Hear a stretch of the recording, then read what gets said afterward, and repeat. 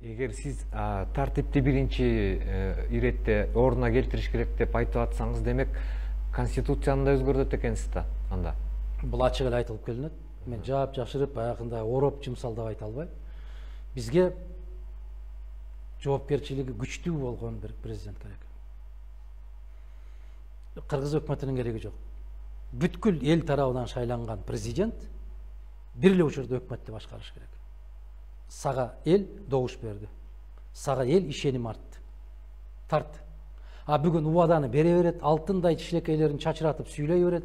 Президенттин ага ыйгарым укугу жок да. Президент бүгүнкү күндө чарба менен алек болгонго укугу жок. Алардын жазып койгон конституциясы боюнча. Анан баары эле президенттикке умтулат. Мен экономиканы көтөрөм, мен момунча жумуш ордун түзөм. Сен түзө албайсың. Себеп сен конституция боюнча аны менен алек болгонго укугуң жок. Аны менен алек боло турган иши ал өкмөт. Макулсузбу? Кандайдыр бир деңгээлде макул болушу мүмкүн. Эмес, конституцияны окугансыздар, көргөнсүздөр. Конституцияны окуган болсоңуз, макулсузбу дегенде 190% макулмун деп айтмак. Себеп президенттин чарба менен алек болууга укугу жок. Азыркы түзүлүштө. Мен сурооңузду толук түшүнгөн жокмун, ошон үчүн. Азыркы түзүлүштө укугу жок. Сиз айткан күчтүү президенттикке барса, анда анын укугу болот. Андан баарын сураш керек. Кээ бир талапкерлер барат да. Мен жумушчу ордун түзөм, мен момундай кылам, мен аны президент түзбөйт. Аны өкмөт түзөт. Мен ошондон улам айтам да, бир сабатсыз талапкерлер баратабы президенттикке, же конституцияны окубай туруп эле баратабы, кантип түзөт аны? Кайсыл ыйгарым укуктарга таянып түзөт? Бүгүнкү күндө президент мамлекеттин жетекчиси деген бүгүнкү күндөгү конституция боюнча ал тек гана мамлекеттин жетекчиси.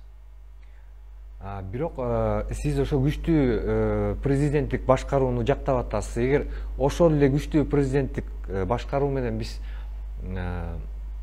тоталитардык системага өтүп кетпейбизби? Бизди бир киши таптакыр башкарып алып, анткени башыбыздан өттү да. Ай, чочуп калгандар ата. Же чындап эле чочуйсуңарбы, же мода үчүн чочуйсуңарбы? Жок, чындап эле чочуйбуз да. Күчтүү президенттик башкаруу Россия. Эмне болду? Диктатура, тоталитаризм болуп кеттиби? Күчтүү президенттик башкаруу Казакстан. Эмне болду? Экспо өткөргөн деңгээлге жетип атат. Өнүккөн 30 өлкөнүн ичине киребиз деп атат. Тоталитаризмби сага, диктатурабы, демократиябы, ахлакратиябы? Эмне айырмасы бар кыргызга? Эгер курсагың ток, кийимиң бүтүн, үстүңдө тамың, астыңда жумушуң, бала чакаң аман, сыртка чыккандан коркпосоң, мамлекетиң күчтүү, чек араң жабык болуп турган болсо кандай айырмасы бар? Иштеген жумушуң болуп турса, алган айлыгың болуп турса, окуткан балдарың окуп турса, эмне кажети бар садаган? Бирок ошол эле учурда сиз айткандардын баары болгондон кийин бийлик бир иш жасап атса, ага дагы сөз айта албай турган учур болушу мүмкүн. Азыр айта аласыңарбы? Азыр айтып эле атышат айтчылар. Эмне айтканыңардан эмне пайда? Эмне пайда айтканыңардан айткылачы? Ошол айтканыңардан пайда чыккан болсо, 1,5 миллиард кыргыздын жигиттери, кыздары сыртка барып иштейбиле. Жана айтпай атасыңарбы? Же болбосо ушул кылмыштуулук, уурулук, паракордук токтоп калдыбы Кыргызстанда? Же сот системасы гүлдөп кеттиби? Же соттон адилеттикти алып калдыңарбы? Айтканыңардан пайда чыккан болсо. Айткандардын баарын соттоп жоготуп атат. Эмне пайда чыгып атат айтканыңардан? Бул азыр пайда чыкпаганы менен кийин баары бир тарыхта пайдасы калат деген ойдобуз. Силер тарыхтан пайдасын көргөнгө чейин мамлекет жок болот. Билесиңерби ушуну? Мамлекет жок болуп баратат. Пайдасын көрөсүңөр. Кантип жок болуп баратат? Де факто бар мамлекет. Де юре бүгүн сот барбы? Жок. Сотто өзүңдүн укугуңду коргой аласыңбы? Жок. Сен карапайым жумушчу болуп барып кредит ала аласыңбы? Жок. Алсаң дагы очойтуп 80% үстөк менен берет. Сен миллиондогон кредитти алып пайдалана албайсың. Сен балаң жөнөкөй карапайым жумушчу барып мамлекеттин эсебинен балаңды жогорку окуу жайда окута аласыңбы? Жок. Сен акча төлөбөй барып жок дегенде сокур ичеге операция жасата аласыңбы? Жок. Эмне пайда таап атасың кыргыз? Эмне пайдасын көрүп атасың, айтчы сен? Эми азыр сиздин оюңузду угуп атабыз. Жок. Сен ушул мамлекеттин жаранысың. Азиз. Макул. Мен айтканга макул эмесмин. Сен башка дүйнөдө жашайсыңбы? Жок, жашабайм. Бирок бизге баары бир азыр СНГ мамлекеттеринин ичинен биз айырмаланып турабыз. Эмне менен? Демократиясы менен айырмаланып турабыз. Эмне демократия? Же шайлоо ушул сен каалагандай өтүп атабы? Же сенин добушуң бирдемени чечип атабы? Же сен каалаган кишиге добуш берсең ошол добушуң эсепке алынып атабы? Кайсы демократия? Эмне болгон демократия? Эгер бул жагынан алганда, экинчи жагынан алганда бизди Казакстан менен салыштырып көрсөңүз деле болот. Мисалы Казакстан менен салыштырууга мен да каршымын. Эмнеге? Казакстан өнүгүп кеткен мамлекет. Салыштыра албайсың. Келе сойгон киши салыштырбаса Казакстан менен сол киши салыштырбайт. Ал кайсы жагынан айтып атасың? Мейлиңиз азыр айтып берейин анда. Мисалы үчүн сиз Казакстанга бажы өтмөгүнөн өттүңүз дейли. А жерде казактарда 5-6 окошкада текшерип отурат. Ошентсе дагы кезекке элдер тизилип турат. Биздикинде 1-2 эле отурат. Ал документтеринде ошолорду текшергендей сапатта эле текшерип өткөрөт. Аларда бюрократия кармалып турат дагы эле. Билесиңби? Бизге өткөн киши жок, бизге келген киши жок. Экөөлө турат деп атасың. Алар дагы эсине уйкусу келгенде уктап турат бирөөсү. Бизге өткөн киши жок, Азиз. А Казакстандын сен билесиңби? Бир киши бир жылга дүң канча миң доллар казактарда. Алар кагаз жүзүндө деле айтыла бериши мүмкүн. Негизи. Эми келгиле, мындай бир ачуу чындыкты. Менден өткөн патриот, менден өткөн мекен сүйүү сезимим күчтүү. Антип айта албайм. Ар кимдин өзүнүн мен жанымды чабам. Мен мамлекетим үчүн. Мен элимдин кадыр баркы кыргыз касиеттери үчүн. Ооруну жашырсаң өлүм ашкере кылат дейт. Сен калп эле мактана бербечи, көк эле уча бербечи. Биз мындайбыз, биз алдыдабыз. Алдыда кеткен эмнең бар? Мына дүйнөлүк эл аралык валюта фондунун берген баасы боюнча Кыргызстан канчанчы орунда турат? Ал жагынан акыркы орунда турат. Эмнеге мактанасың анан? Коррупция боюнча канчанчы орунда турабыз? Коррупцияга каршы күрөшүү боюнча 200-150 мамлекеттин ичинде канчанчы турабыз? Атаандаштыгы күчөтүлгөн мамлекет боюнча 116-чы орунда турабыз. Азиз, неге мактанасың? Мен мактанам. Эми кара. 15 дээрлик 15 жылга жакын 78-жылдан 85-жылга чейин канча жыл болуп калат? 15 жылга чукул мезгилдин ичинде жок 78-жылдан 87-жылга чейин болсо бир 9-10 жылдын ичинде дейли. 10 жылдын ичинде Афганистандан канча кыргыз жараны каза болуп келди? Билесиңби? Акыркы 10 жылда айтып атасызбы? Афган согушу мезгилинде айтып атам. Союз учурундагы. Канча кыргыз жараны майып мөрт кетип сөөгө келди? Билесиңби? 270-тин тегерегинде. Бүгүн сен айтып аткан, жыргап аткан кыргыздын кыйратып аткан өкмөтүнүн кезинде жалгыз Россиядан бир жылдын ичинде канча сөөгө келди? Андан 4-5 эсе көп болушу мүмкүн. Салыштырып эле көрбөйсүң, эми жыргагандан ушундай болуп атабы.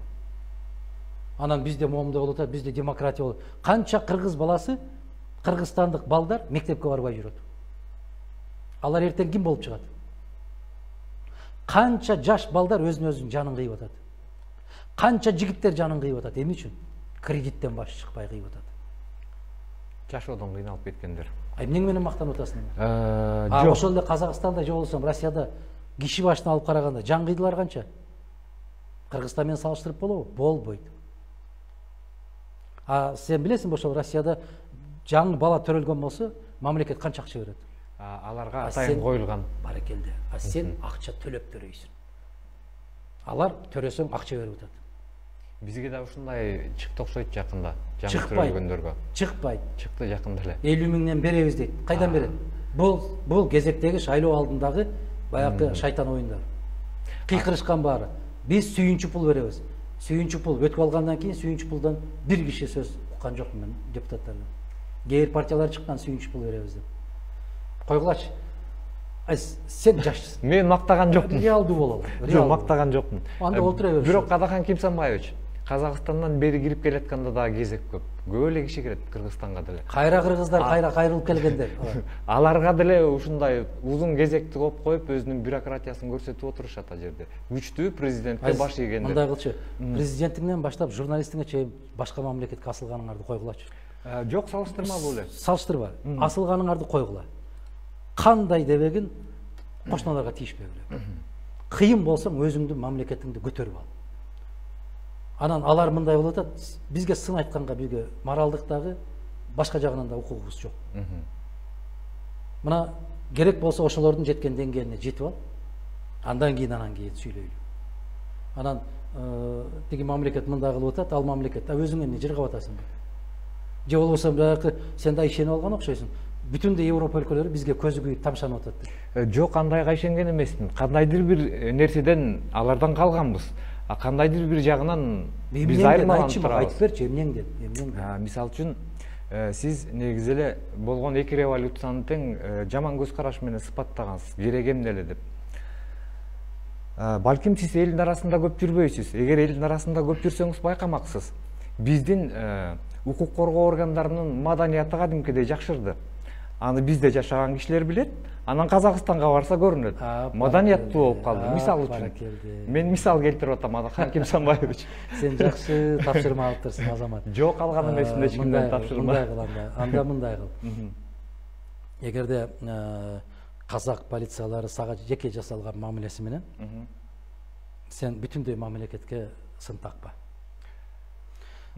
Россиянын бизге жасаган полициянын мамилелери менен сен сын такпа. Керекпи биздин мамлекеттин жетекчилерине дагы алар ошондой эле мамиле жасайт. Себеп адамды сыйлаш үчүн адам өзү сыйга татыктуу болуш керек. Барып Казакстандан же Россиядан же башка жактан келген туристтерден пикирин угуп көр. Биздин кыргыз милициялары кандай мамиле кылат силерге деп угасын анан. Кел, айтам дагы бир жолу. Менин элимди сүйсөң менчелик сүйөрсүң. Менин жеримди сүйсөң менчелик сүйөрсүң. Бирок мынчалык деңгээлге түшпөшүңөр керек да. Мынчалык деңгээлге түшпөңүлөр. Иттей жамандап аткан мамлекеттерди эмне кылып басып жүрөсүңөр иштеп?